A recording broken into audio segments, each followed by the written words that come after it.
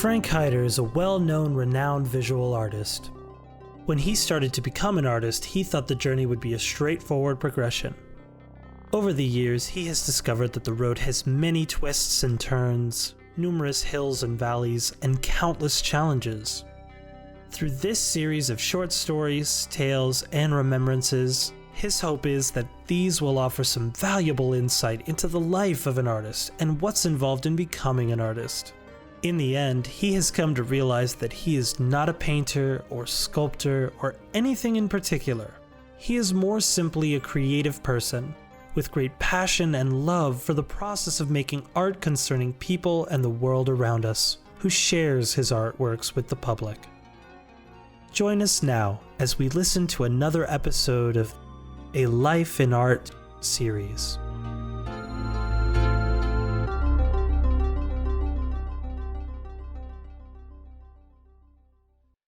Today in the arts, a really popular concept is community participation. And in the course of my career, first of all, it was an idea that didn't exist when I started. It's now a very popular idea, but it's actually an area that I've had a variety of different kinds of experiences. Certainly one of those experiences would be when I was a teacher in an art school. That is a kind of participation with the community.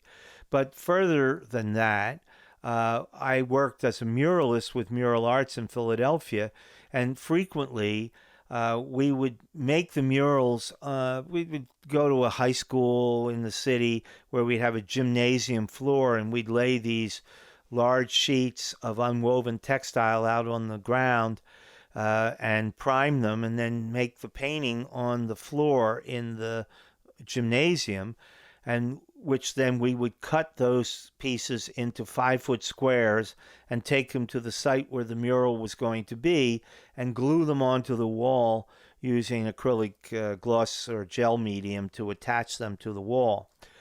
Well, one of the products of doing that was possible is that you could take one of these 5-foot sections to a community school or a senior citizens home or something, and bring some paint and allow other people to work on parts of the mural, so that when the mural goes up, they could go there and see this big thing that they had some part in.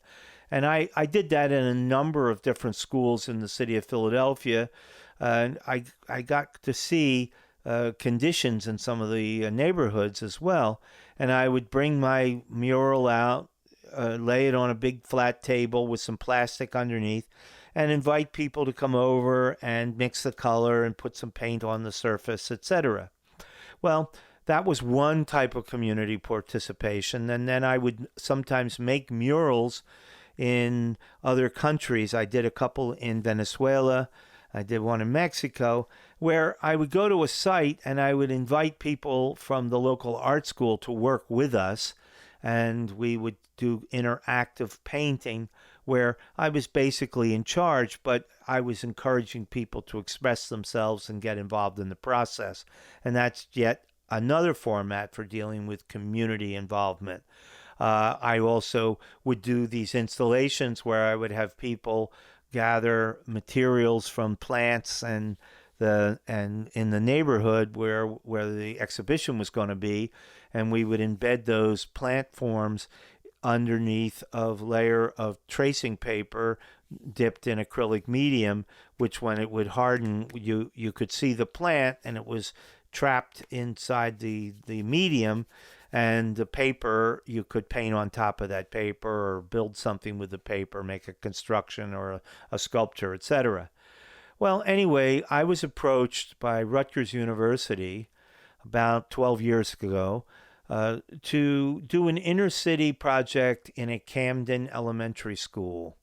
Now, Camden is a city in New Jersey that is frankly one of the poorest cities in the United States.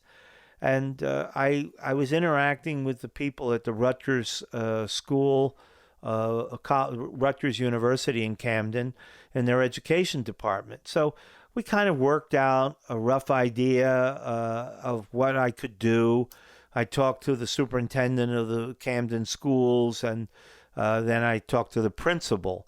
And then the day came for me to arrive, and when I arrived, what I discovered was that the principal knew about it, but the two art teachers who worked in the school had no idea I was coming. Well, that set me up right away, and I knew that if I couldn't get them on my side, this wasn't going to work out very well. So I explained to each of those teachers that I was not a threat to their job, and I had no idea why their principal had not informed them that I was coming. But I really needed their help in order to succeed in this project. So what I decided to do, and with their cooperation, is I would take the students out around the school. Now, this is an inner city school, so there's really not a lot of greenery around it. But there were weeds and there were fences with clumps of growth. And I would have the kids just pick little leaves and things from it, bring them back to the classroom, and I taught them how to collage them together into little 6-inch squares of tracing paper and make a little collage sandwich out of the plant life, etc. And then I asked them to create like a star shape on their little 6-inch square in which I wanted them to put their name. And I asked them all to think about what it was they wanted to do when they grew up and were out of school and write that on there. So whether it was teacher, basketball player, or plumber, or whatever it was, just put that on there. And we did that with colored paint, and we'd add some glitter and some other things to it. And I met with each class at each grade, and I had each of these kids do this. So I probably met with about 200 children in total. And then what I did on my own was I constructed a canoe-like shape using PVC pipe and built that, and then covered that with a thin layer of tracing paper. And I brought the boat to school. And then I had each of the students attach their little 6-inch square all over this canoe. So we completely filled it with these little stars. So their names were visible. There was no, the second graders were on the same boat as the 7th and 8th graders, and etc. But the whole thing, when it was all done, actually looked pretty good.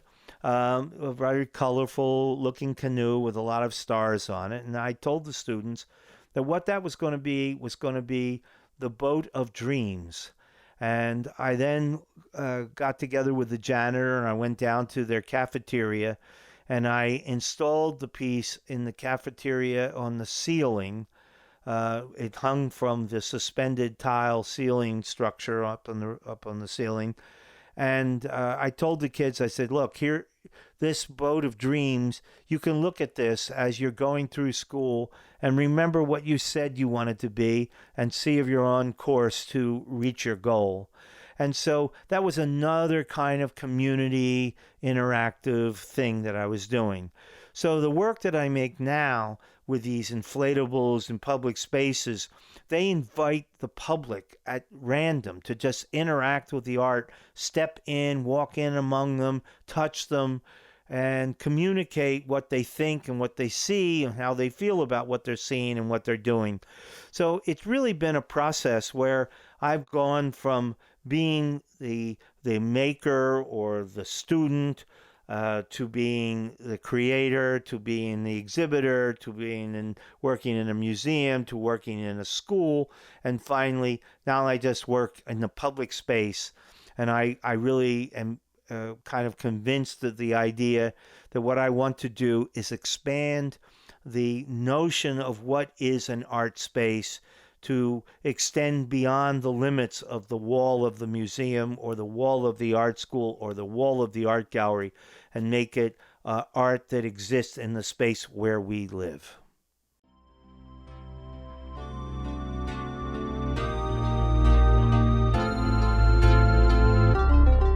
Thank you for listening. If you have questions or suggestions for future episodes, please reach out to Frank Hyder on Facebook or Instagram. We hope to see you at one of the next A Life in Art episodes.